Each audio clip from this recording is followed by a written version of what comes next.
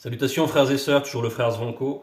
Dans la continuation des messages, nous allons aujourd'hui aller dans Kalatambale, dans le livre de la vérité. Donc, ce livre qui défraye la chronique, comme on dit, qui défraye son temps, qui défriche aussi toutes les Bibles frelatées, toutes ces mauvaises herbes. Eh bien, Bible, procurez-vous Bible, édition zouloule100.com. C'est le support de notre spiritualité dans le visible. C'est aussi une entité, mais ça c'est autre chose. Donc c'est autre chose. C'est quelque chose qu'on ne va pas aborder aujourd'hui. Aujourd'hui, il nous est donné d'aller dans Mutatedi, qui est une entité. Mutatedi, c'est l'entité qui guide et qui intronise les initiés. Orientation à l'ouverture de la sagesse. Donc c'est chapitre 4, à partir du verset 20, et c'est intitulé Pudeur et respect d'homme. Donc orientation à l'ouverture de la sagesse, c'est donc ici, orientation avec un O majuscule, c'est donc ici un positionnement spirituel. Pour être bien orienté, il faut déjà être bien positionné, avoir la bonne direction, tourner ses regards vers l'objectif, et ensuite, la marche vers cet objectif commence. Et cette marche, elle est jalonnée par une initiation. Il y a un chemin. Ce chemin, c'est l'initiation. Orientation à l'ouverture de la sagesse. Et nous savons quel rôle joue l'entité de sagesse dans cette initiation. Donc, pudeur et respect d'homme. Pudeur et respect d'homme. La pudeur et le respect d'homme. On nous parle de ces deux notions, donc, associées. Oui, faire preuve de pudeur, c'est déjà respecter son corps. Faire preuve de pudeur, c'est d'avoir une considération pour son corps. On va pas, il y a des parties de nos corps qu'on ne va pas exposer à n'importe qui, comme nous le savons. Et ça, c'est donc avoir un certain respect, avoir une certaine considération pour sa propre personne. On voit ceux qui vont manifester, maintenant la grande mode en Occident en tout cas, c'est d'être dénudé dans les manifestations, comme si le fait de se mettre nu donnait du crédit. On est vraiment aux antipodes de la pudeur, quoi. On est vraiment dans quelque chose qui est à la dérive complète. Au lieu de ressentir la honte qui est liée à cette nudité, non, eux, ils l'exposent pour en faire un support de revendication, pour essayer de s'accorder une légitimité par là même. Donc, bon, voilà, on voit que ces gens sont déconnectés, ils n'ont plus le respect de leur propre personne. Ça fait longtemps qu'ils acceptent du n'importe quoi. Pudeur et respect d'homme. Donc oui, effectivement, ça prend une grande résonance. Quand on voit la tournure des choses dans la société mondaine, les gens sont grandement à la dérive. Ils aiment s'exposer aussi dans les réseaux sociaux. Bon, ces femmes qui se dénudent pour gagner leur vie, qui sont ultra suggestives, etc., qui jouent... Bon, c'est une forme de prostitution. On est d'accord, on va pas... on va pas jouer sur les notions. Donc, dans cette prostitution, bien sûr, il n'y a pas la pudeur et il n'y a pas le respect de soi. Bon, ce sont des considérations préliminaires. Pudeur et respect d'homme. On nous dit au verset 20, « Observe les circonstances et garde-toi du mal selon le verbe. N'aie pas honte de toi-même. » Voilà. Oui, il ne s'agit pas d'avoir honte. La pudeur n'implique pas cette dimension de honte. Non, c'est qu'il y a une place pour chaque chose. Donc, au contraire, Mouledi nous initie dans toutes les facettes de nos existences, même dans les recoins les plus intimes de nos existences, dans l'hygiène, dans la sexualité, etc. Au contraire, il ne faut pas qu'il y ait de tabou. C'est important. Mais il y a un temps pour parler des choses. Il y a des circonstances pour parler des choses. Et il faut bien analyser les circonstances. C'est ce qui est dit là. Observe les circonstances et garde-toi du mal selon le verbe. Donc, pour bien observer les circonstances, tu vois que c'est assez lié. Et n'aie pas honte de toi-même. Pas au prime abord. On se dit, bon, pourquoi on nous dit les circonstances et puis ne pas avoir honte? Parce qu'il y a ce qui nous entoure, il y a les circonstances, et il y a nous, comment nous sommes disposés par rapport à ces circonstances. Nous, selon l'être intérieur. Voilà. Et n'aie pas honte de toi-même. Si tu as honte de toi-même, tu ne pourras pas agir par rapport à ces circonstances. La honte, c'est comme quelque chose qui va te paralyser. par rapport à ces circonstances. Tu vas subir les circonstances. La honte va faire que on parle il y a une expression qui n'est pas forcément fausse, hein, qui parle de faire le dos rond. De faire le dos rond. Donc, hop, une manière de... Oui, je m'apprête à subir la chose, et puis ben, on verra bien ce qui se passe après. Mais c'est pas là une attitude spirituelle, de faire le dos rond. Parce que donc, ce qui amène à faire ça, c'est la honte. Et on va aller quand même dans Moulangwedi. Moulangwedi, chapitre 1, verset 13. Et c'est Monmon qui s'exprime. Monmon, et qui dit « J'ai appliqué mon cœur à rechercher et à sonder par la sagesse tout ce qui se fait sous les cieux visibles. » Deux points. C'est là une occupation pénible à laquelle Satan, le Mounima Bobé, mauvais esprit, soumet les hommes par les démons de circonstance. Il soumet les hommes à cela. Bon. Monmon dit qu'il a dû se résoudre à analyser toutes ces circonstances. Nous aussi, nous devons donc faire cet effort de toujours analyser les circonstances, parce qu'on voit qu'il derrière il y a une activité spirituelle, on nous parle des démons de circonstances. Mais il y a aussi, nous le savons, des entités de circonstances. Et ces entités, bien sûr, ont un pouvoir tout autre. Elles dominent complètement sur les démons de circonstances. Donc si nous savons bien analyser, nous allons pouvoir bien nous orienter, à condition que nous soyons bien disposés spirituellement. Parce que si on est dans la honte, on ne pourra pas ni faire cette bonne analyse, ni bien s'orienter, et on va prendre les mauvaises circonstances pour des bonnes.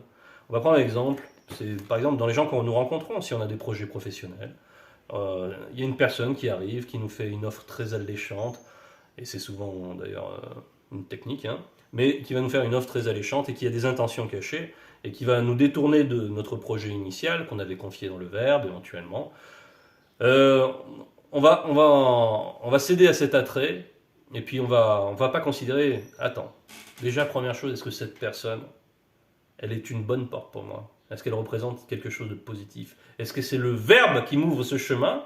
Ou est-ce que cette personne est animée par autre chose? Par des mauvaises intentions, et donc par le monde occulte.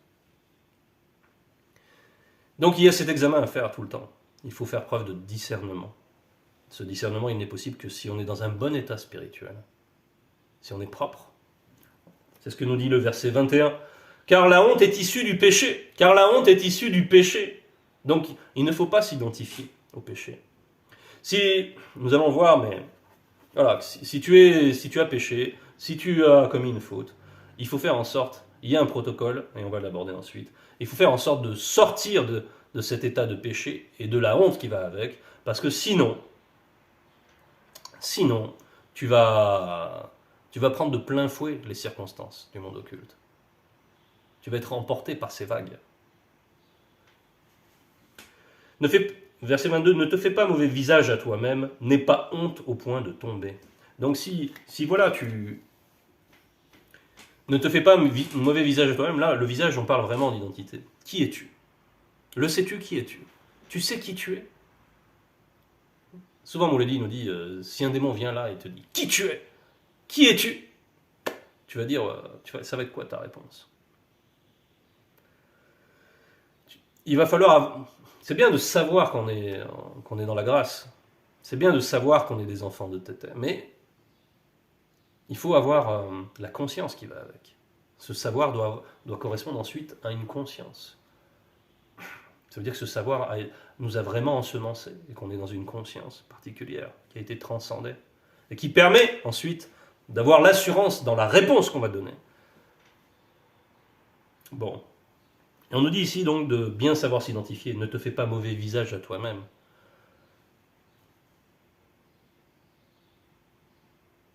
Donc, aie une perception spirituelle de toi-même. Apprends à avoir cette perception, et tu ne peux l'apprendre que par, bien sûr, l'application des préceptes, hein, et à travers cette application des préceptes, d'avoir une intimité avec le Verbe, d'avoir une vie spirituelle, voilà. Si tu as tout cela, tu as une force, et tu es appuyé.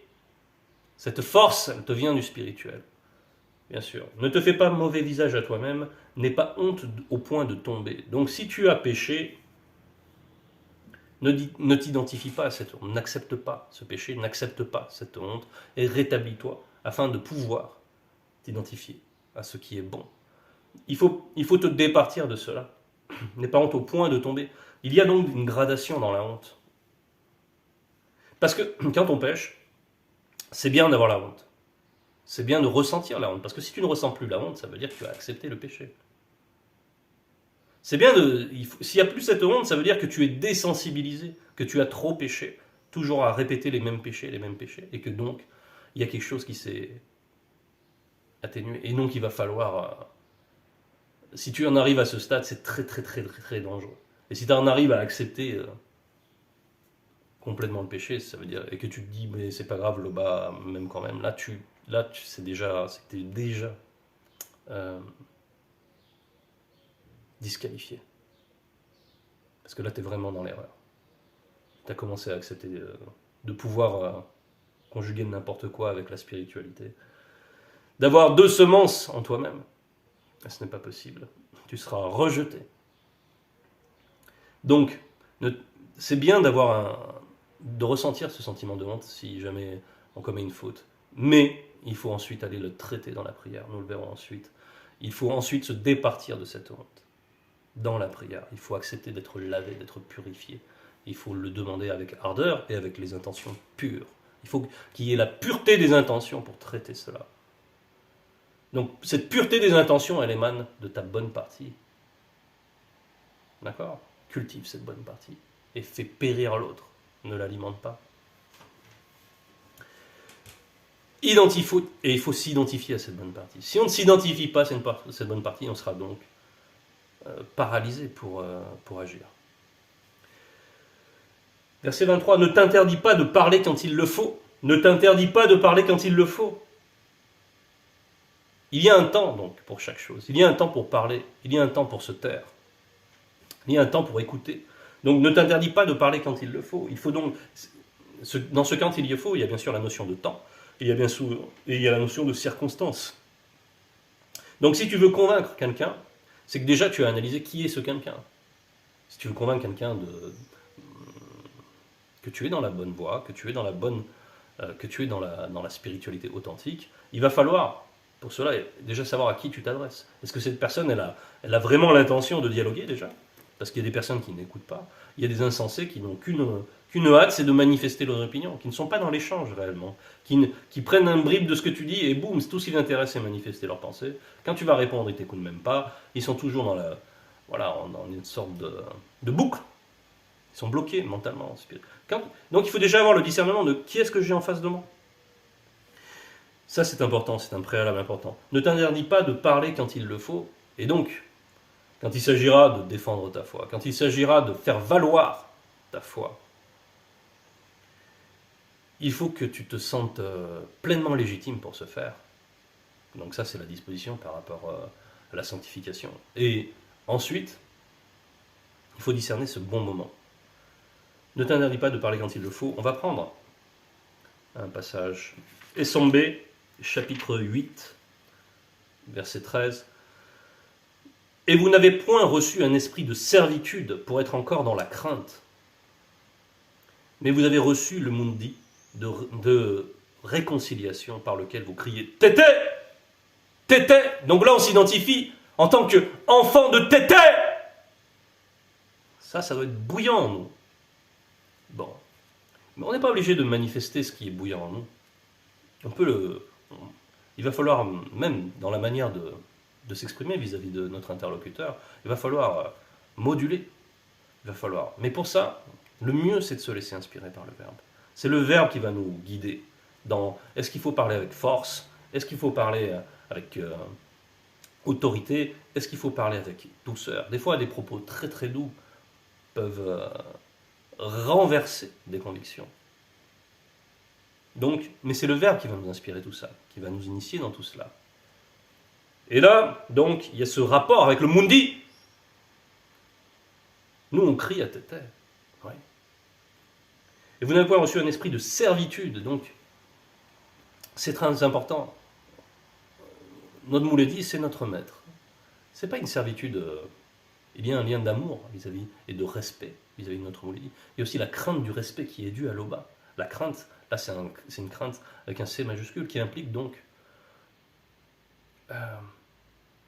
une relation de manifester donc le respect envers l'Oba. Ça veut dire appliquer ses lois, respecter son enseignement. Parce que sinon, voilà. Mais ce n'est pas la crainte en tout cas, la crainte qui est liée à la servitude, la crainte de l'autorité hiérarchique, diverses et variées, la crainte de son prochain, ou la crainte de son semblable, la crainte de l'homme charnel, la crainte de l'insensé. Non. Donc, la notion de timidité ne doit pas nous atteindre. Normalement, on doit être dans une conscience qui nous permet de nous considérer déjà en aparté. C'est-à-dire que nous sommes des princes. Nous sommes des princes, des princesses. Bon, quelle crainte je vais avoir du tout venant qui n'est pas dans le verbe. Non. Il y a un temps pour chaque chose, et donc il y a un temps pour parler. Et donc il s'agira de bien discerner tout cela. Ne t'interdis pas de parler quand il le faut.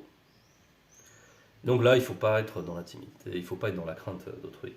Il faut être conscient de qui nous sommes, encore une fois. Au discours, on reconnaîtra la sagesse, l'instruction aux paroles de la bouche. Donc quand tu vas parler, il va y avoir la conviction, il va y avoir...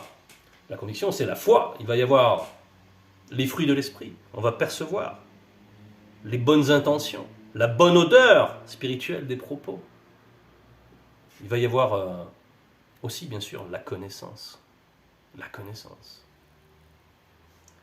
Au discours, on reconnaîtra la sagesse, l'instruction aux paroles de la bouche.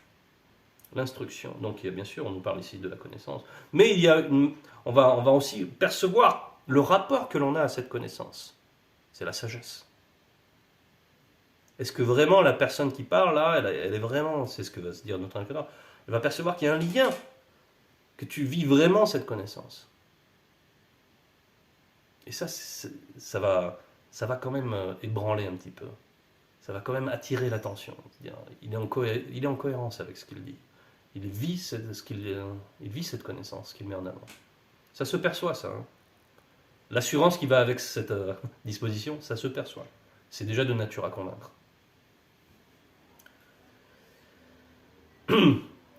Donc, verset 25, ne parle pas contre la vérité, sois confus de ton ignorance. Ne parle pas contre la vérité, sois confus de ton ignorance. Donc, première chose, quand tu es dans une discussion, quelle qu'elle soit, tu sais pas.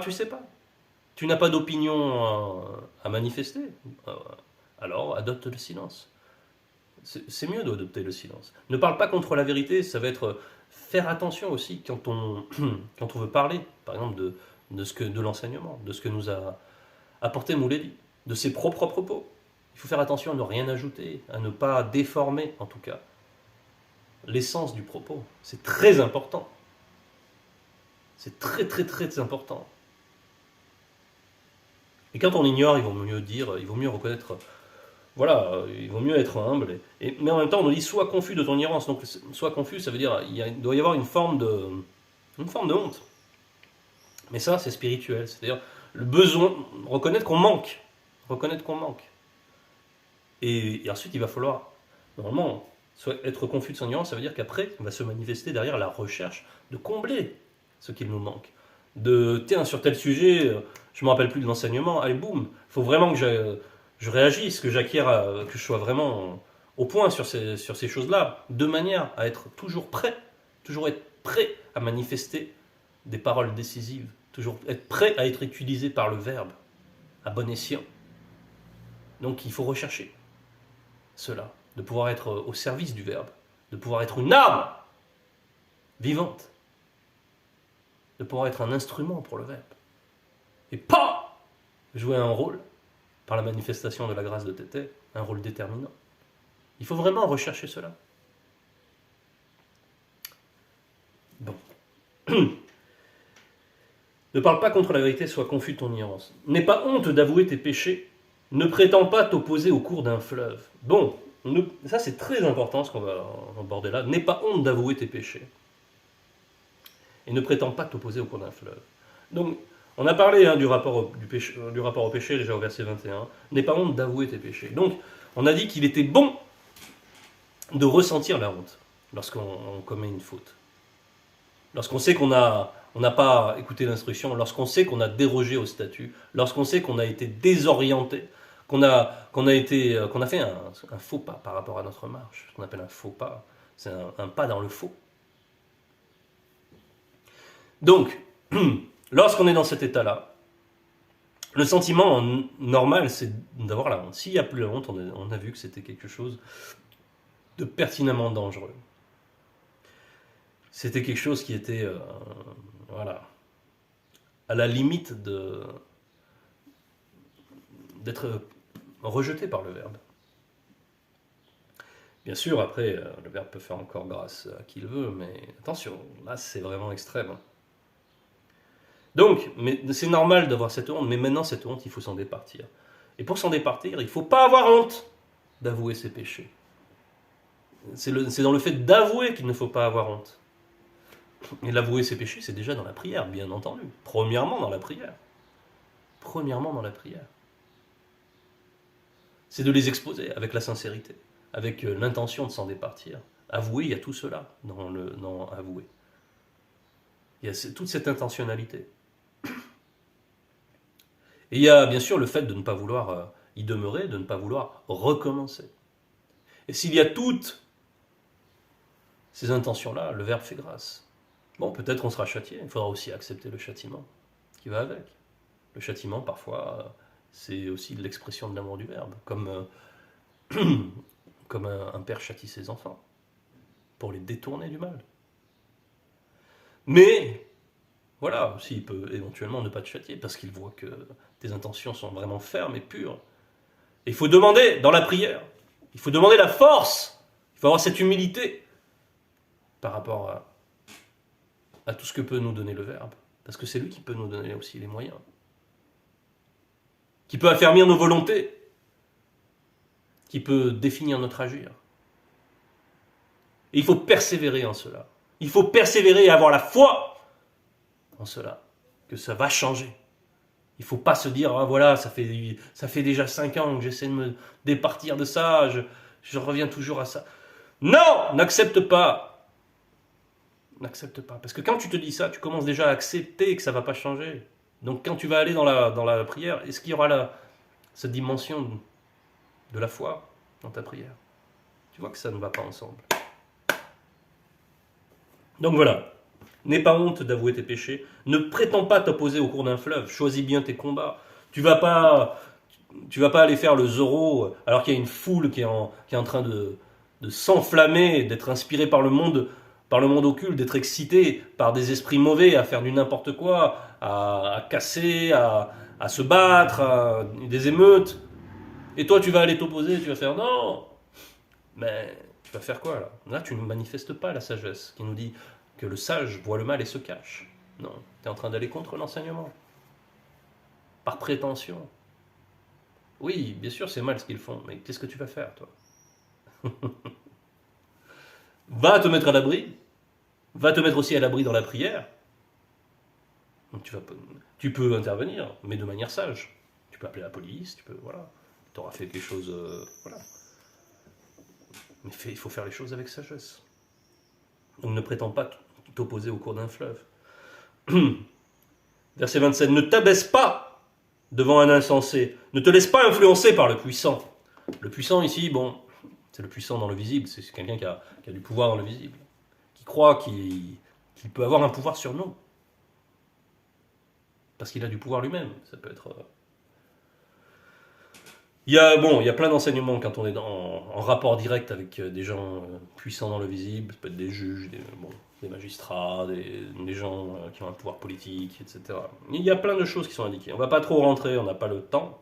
On peut aller dans... En tout cas, il y a plein d'indications entre le passage de Mutatedi, de Bialabamunia, pour qui voudrait avoir la bonne attitude lorsqu'il est en relation avec ces personnes. Mais, ne te laisse pas influencer par elles. Ça veut dire... Attention, c'est lui dans le visible, il a un petit pouvoir, oui d'accord. Mais moi, j'ai reçu la manifestation de la grâce de l'Oba, en vertu de laquelle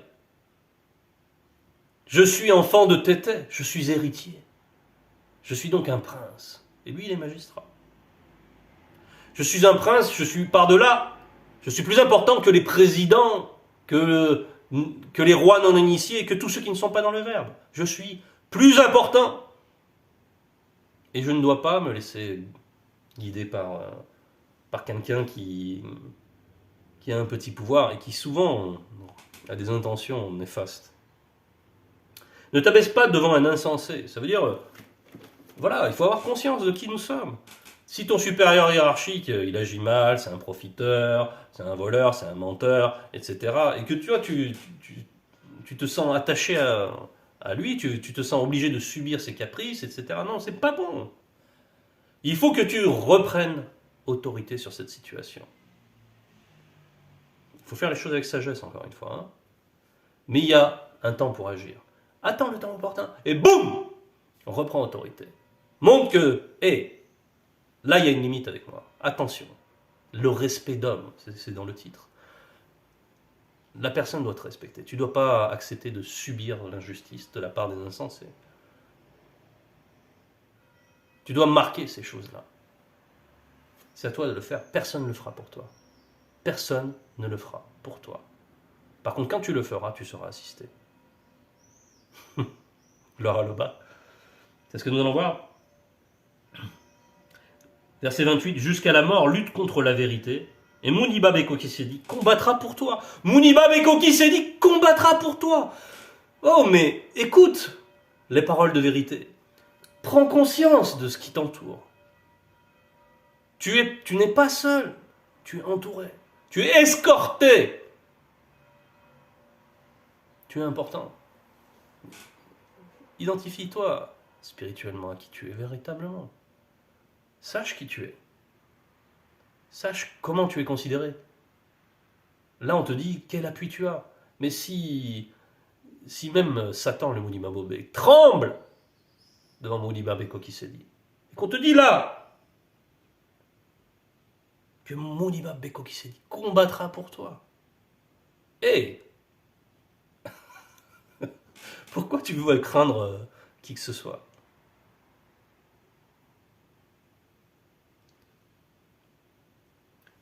Bien sûr, il faut que tu sois disposé, comme on l'a dit au début du verset, jusqu'à la mort, lutte pour la vérité. Lutte, sois courageux. Dans la lutte, il faut le courage. Si tu estimes que tu en manques, va le demander. Puise à la source.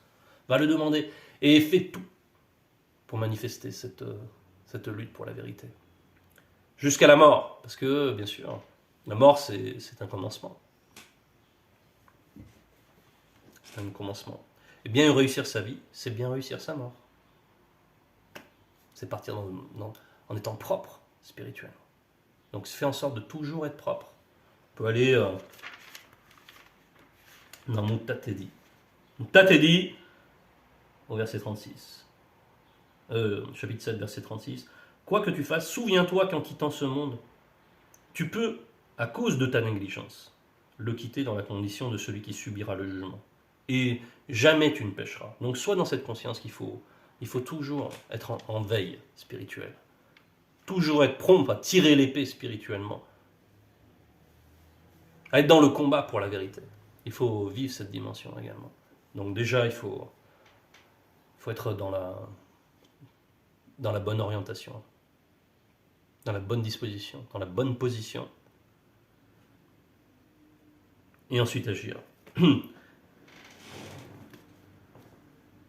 Verset 29, ne sois pas peureux pour parler de la vérité, ni paresseux et négligent pour agir. Donc ne sois pas peureux pour parler de la vérité, mais manifeste la foi. Manifeste cette assurance que tu as.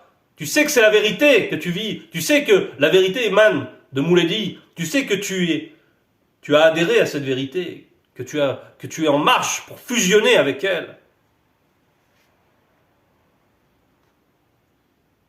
Donc, pourquoi tu serais peureux? Pourquoi tu serais timide? Mais non. Ni paresseux et négligent pour agir. Bon. Oui, bien sûr. Il faut voir, voilà, il ne faut pas avoir deux poids deux mesures dans les choses. C'est-à-dire que, professionnellement, par exemple, tu es très très assidu, tu déploies toutes les qualités requises pour être un bon ouvrier, voilà, tu utilises l'intelligence qui t'est donnée par le verbe de Loba pour bien organiser, pour éventuellement te faire valoir à travers ce que tu fais dans ta profession. Donc tu es zélé. Et maintenant, quand il s'agit de s'occuper des choses du verbe, de remplir une mission dans le verbe, tu vas pas déployer la même attitude. Tu vas estimer que d'être ponctuel, c'est pas si important. Tu vas estimer que, non, quand tu vas au boulot, tu es ponctuel. Parce que sinon, tu sais que ça va mal se passer. Bon, et pourquoi pourquoi quand il s'agit du spirituel, tu raisonnerais autrement? Attention, attention, parce que ce que nous faisons professionnellement, c'est pour vivre dans le visible. Hein. C'est pour avoir de quoi manger, hein, en définitive, avoir du confort, bon, etc., etc.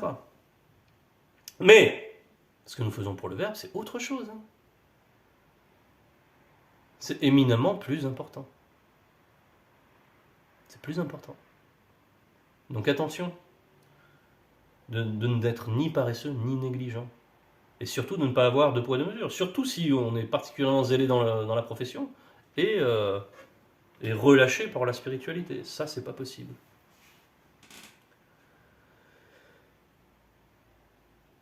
Verset 30, ne sois pas comme un lion pour ta famille, un faiblard parmi les non-initiés, ni devant les blancs et sans mêlés. Donc, de faire le fier, de faire le fanfaron, de manifester l'autorité à tort et à travers dans la famille. T'as pas à manifester, en tant que chef de famille, par exemple, si tu es le père de famille, tu dois manifester l'autorité au bon moment. Il y a un temps pour chaque chose. Il ne s'agit pas de tyranniser, il ne s'agit pas de faire de manifester cette autorité à tort et à travers. Si tout est normal, si tout se passe bien selon le verbe, pourquoi veux-tu manifester l'autorité? Ça ne sert à rien. Tu la manifestes quand il le faut. Le reste du temps, tu profites. C'est l'amour. Et t'es bien, et t'es la paix, t'es la paix dans la joie, etc. Et si tu fais... on a vu aussi dans un message récent que celui qui veut manifester cet excès d'autorité dans sa cellule familiale, dans sa sphère privée, c'est qu'à la base, il a un complexe. À la base, il a une image de lui détériorée. Il a eu un manque soit d'affection, soit de considération à travers son enfance, peu importe. Mais en tout cas, à la fin, il y a quelque chose qui ne va pas. Et il n'a pas accepté d'être restauré par rapport à ça, dans le verbe. Et donc, il continue à répéter un schéma. Et puis après, quand il est à l'extérieur, lorsqu'il est avec des non-initiés, lorsqu'il est avec des personnes qui expriment charnellement une autorité, là, il s'écrase. Ah. Et là, c'est vraiment pas beau spirituellement. Hein. Ce deux poids, deux mesures dans la manière d'être. Ne sois pas un faiblard, donc. Sois fort. En vertu de tout ce qu'on te donne, sois fort. En vertu de tout ce qui t'entoure spirituellement, sois fort face à l'adversité. Mais le reste du temps, manifeste la douceur, la joie, l'amour, la simplicité, la paix. C'est bon ça. C'est bon d'avoir ces temps-là. Ça restaure, ça fait du bien. Profite. Ressource-toi aussi à travers ces liens familiaux.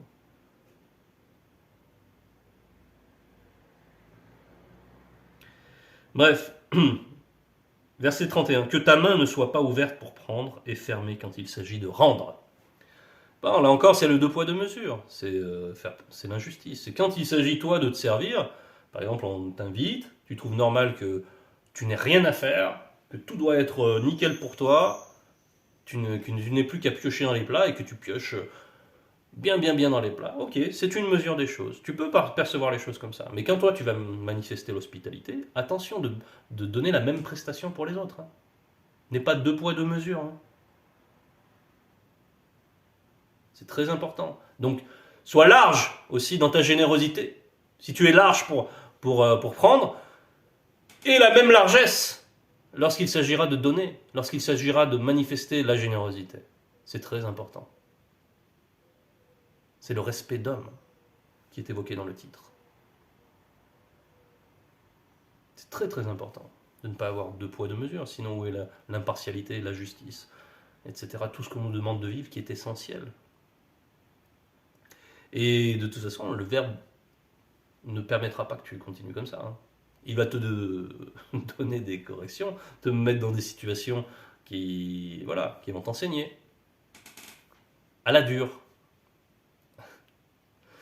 Mais c'est déjà bien de pouvoir vivre cela. Parce que c'est mieux que de s'égarer et de continuer à faire du n'importe quoi. C'est vraiment pas beau ces attitudes du deux poids deux mesures.